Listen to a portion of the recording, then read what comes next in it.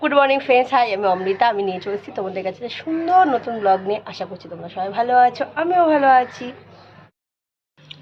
যে বিছনা পরিষ্কার করা হয়ে গেছে, কিন্তু যে তোষকটা পাতা নেই, সেটা আমি বলছি পরে, তোমাদেরকে বলছি। তার আগে একটা জিনিস দেখাচ্ছি।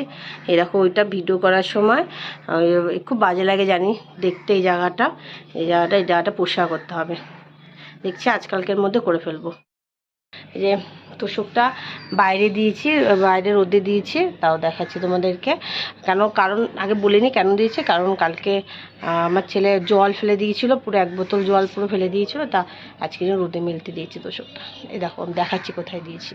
এইটুখানি জায়গার মধ্যেই সব মেলতে হয় আমাদের। যে এখানেই আমি পুরো জামা কাপড় মেলে রোদে শুকিয়ে নিই। তা সবাই বলে যে তোর শুকিয়ে যায়, রোদ আসে সেরকম? হ্যাঁ, রোদ আসে। সেভাবে একটু টান টান করে মেলে ক্লিপ দিয়ে সুন্দর করে মেলে দিতে হয়, তাহলে কি জামা কাপড়গুলো তাড়াতাড়ি শুকিয়ে যায়। আর এটা তো তোমরা সবাই জানো। দেখবা আমি যেমন বাপের বাড়িতে একটা স্টাইলে বা একটা জায়গায় মানে একটুখানি মানে হয় একটু বড় জায়গায় থেকে মানুষ হয়েছি, শ্বশুরবাড়িতে তার ঠিক অপোজিটটাই পেয়েছি। এবার এটা আমার মা একটাই, আর প্রথম একটু অসুবিধা হতো, কিন্তু আমার মা একটা কথাই বলতো, মেয়েরা সব কিছু মানিয়ে নিতে পারে। সত্যি তাই। আমি নিজের অভিজ্ঞতা দিয়ে বলছি, মেয়েরা না মানে যদি যে পাত্রে রাখে সে পাত্রই মেয়েরা একদম আকার নেয়। কোনো মানে অসুবিধা হয় না মেয়েদের মধ্যে।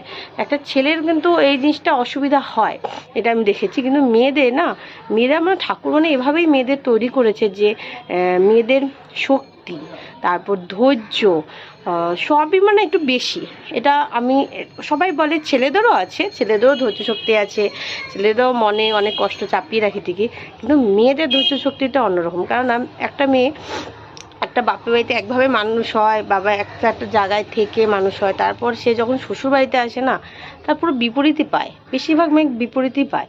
অনেক আছে, কেউ বেটার পায়, কেউ আবার একটু তার থেকে একটু কম পায়। কিন্তু যেরমই হোক পরিস্থিতি, মেয়েটা কিন্তু মানিয়ে নেয়। যে যদি তোমার সাথে মানুষটা ভালো থাকে, তাহলে মেয়েরা যেরম পরিস্থিতি হোক ঠিক মানিয়ে নেয়। এটা আমি আমার অভিজ্ঞতা দিয়েই বলছি।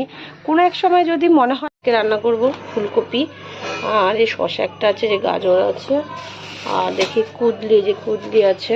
কি রান্না করবো দেখা হচ্ছে, ফুলকপি দিয়ে মাছের ঝোলটাই রান্না করবো ভাবছি। আর দেখি কি রান্না করা যায়। আজকে এই সবজি আছে, এই সবজি দিয়ে রান্না করতে হবে।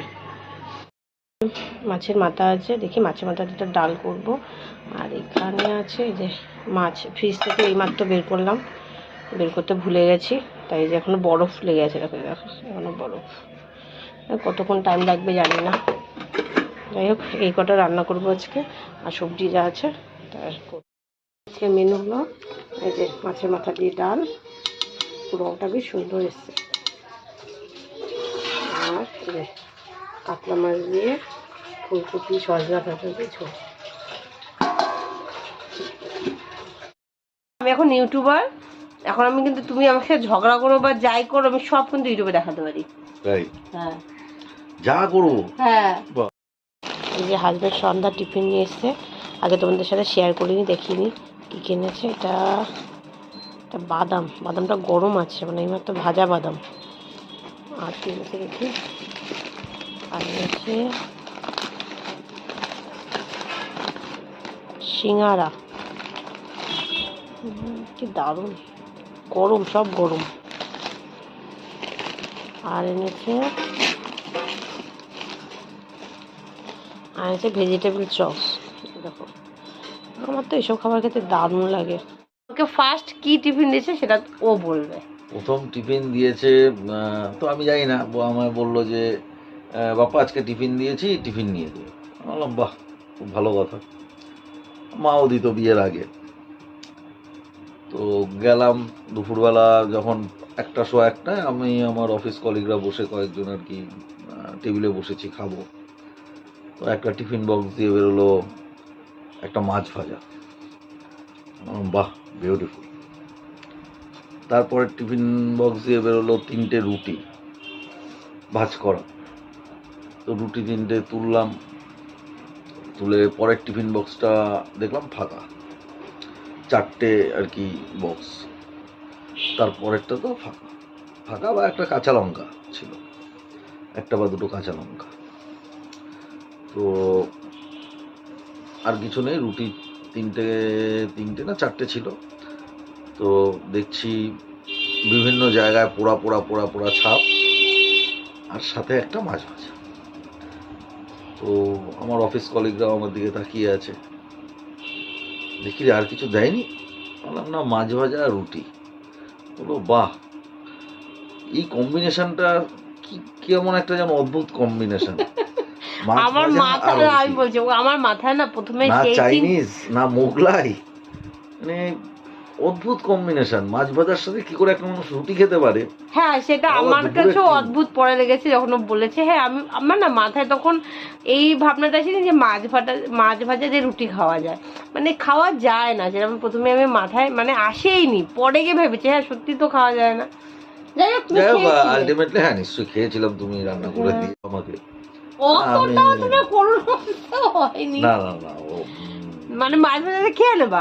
আমার দুরবস্থা দেখে ওদের মুখ চোখ একটুখানি বোঝাই যাচ্ছিল একটু দয়ালু ওদের আর কি। তারপর আমাকে দিল, আমি খেলাম, খেয়ে দিয়ে হাত পাত গুটিয়ে এসে তারপরে বললাম যে এই কাণ্ড আর কি কেন ঘটালে। বলে ও সেকেন্ড টাইম কিন্তু আমি সেরকম টিফিন আর দিইনি, সেকেন্ড টাইম আমি সেরকম টিফিন আর দিইনি। সেটা দেয়নি, এখন খুব ভালো আর কি রান্না বান্না হয়। যে কোনো কাজের শুরুতেই যে তুমি পারফেক্টলি সমস্ত কিছু করতে পারবে তা তো নয়। ওইগুলো প্রথম ভুল বা এ করে যতটুকুই করলে সেখানে কিছু না কিছু ভুল থাকে, সেগুলোকে রিকভার করা হয়, করে তারপর আবার একটু ফাইন টিউন করা হয় জিনিসগুলোকে। তো সেরকম এটাও তাই, জীবনের প্রত্যেকটা চলার পথেই প্রতি মুহূর্তে আমরা কিছু না কিছু ভুল করে যাচ্ছি। দারুণ লাগে আমার এসব খাবার খেতে। আমি এইসব খাবার খাওয়ার মাস্টার। ভীষণ ভালো লাগে আমার বাইরে খাবার খেতে। এরকম একটা যে খাও, দারুণ। মেয়েদের লাইফটা কি অদ্ভুত না? মার কাছে যখন বাবার কাছে যখন থাকে কত আরামে থাকে। আরাম বলতে কোনো কাজ করতে হয় না, কোনো চিন্তা নেই, কোনো হেডেক নেই, কিচ্ছু নেই। আর যখনই সে পরের বাড়িতে বা শ্বশুর বাড়িতে আসে, তখনই এইটা করতে হবে, এই টাইম এটা করতে হবে, ওই টাইম এটা করতে হবে, মানে পুরো সব মানে একটা না একটা চিন্তা থেকেই থাকে বিয়ে হওয়ার পর। সেটাই এখন বুঝতে পারছি, মেয়ে থাকতে কত ভালো ছিলাম, তাই না? মা বাবারা তার মেয়েকে বা তার সন্তানকে সবসময় আদর যত্ন করেই রাখে। মানে সে বলে না যে বাবার কাছে মেয়েরা পরীর মতন থাকে, সেই ব্যাপারটায়। সে বাবা হোক মার কাছে হোক, একটা মেয়ে বিয়ে হওয়ার পর বুঝতে পারে তার বাবা মা তার জন্য কত কিছু করেছে, কত স্যাক্রিফাইস করেছে, কত কিছু করেছে না, ভালোবেসে কত কিছু করেছে। সে বলো পড়তে আমার মানে পড়তে নিয়ে আসা, দিয়ে আসা, তারপরে ইভেন স্কুলে যাওয়ার সময় তাড়াতাড়ি করে খাইয়ে দেওয়া, তারপর স্কুলে নিয়ে যাওয়া, কত কিছু মারা করে না। তারপর যদি কোনো কিছু বাইরে খাবার চেতাম, হাতে টাকা দিয়ে দেওয়া, খেয়ে নিবি, কলেজে বা স্কুলে যখন যেতাম আবার টিফিন করে দেওয়া। মারা বাবারা সত্যি করে কত কিছু, তাই না? গুড নাইট ফ্রেন্ডস, আমি আমার এখানে ভিডিওটা শেষ করছি। আবার অন্য দেখা হবে অন্য একটা সুন্দর নতুন ব্লগ নিয়ে। টাটা।